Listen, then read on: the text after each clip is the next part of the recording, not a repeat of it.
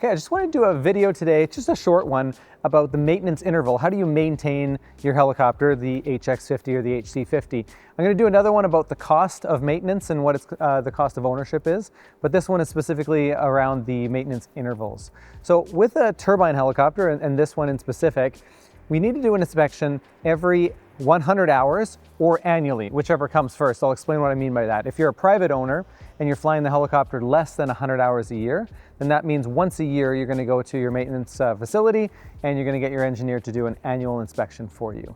If you're doing more than 100 hours per year, then every 100 hours you're going to be doing that inspection. An inspection, 100-hour or an annual inspection, you could assume would take an engineer about a day to complete. So the cost is not significant for it. It's a pretty simple thing. Bring it into the shop and then they'd be able to do that for you. And we're going to have a worldwide global network from Hill Helicopters that will be having service centers, trained engineers, stock of parts there for you as well to be able to service the helicopter. So that's your 100 hours. Then we have multiples of that or intervals of that. So every 300 and 500 hours, there'll be a slightly more in-depth version of that. So what will happen is the engineer will be inspecting a little bit more in detail different components of the helicopter and doing more visuals on the engine as well. So the 300-hour, you could expect maybe a couple of days for the engineer to complete that, and then a 500-hour would be maybe 3 days for the engineer to complete. At 2,500 hours, the engine gets inspected, so it comes open, it gets visually inspected, nothing gets replaced unless there's any issues with it.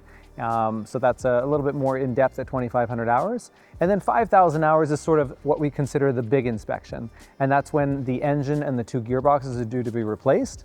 And then the rest of the aircraft gets a deep visual inspection. Any critical components get NDT tested, so basically x-rayed to make sure that everything is good, things like the main rotor blades, tail rotor blades, etc.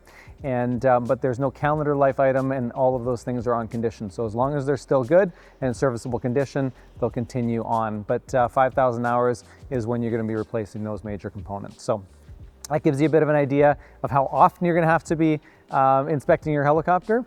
So like I say, if you're a private pilot, you're flying the helicopter 100 hours or less, then it's going to be once a year that you're going to be doing that inspection. And to give a bit of a ballpark average, private pilots on average are flying between 50 to 100 hours a year. 50 to 80 is kind of the norm. And so typically it's one inspection per year. All right, hope you guys enjoyed. We'll talk to you in the next one.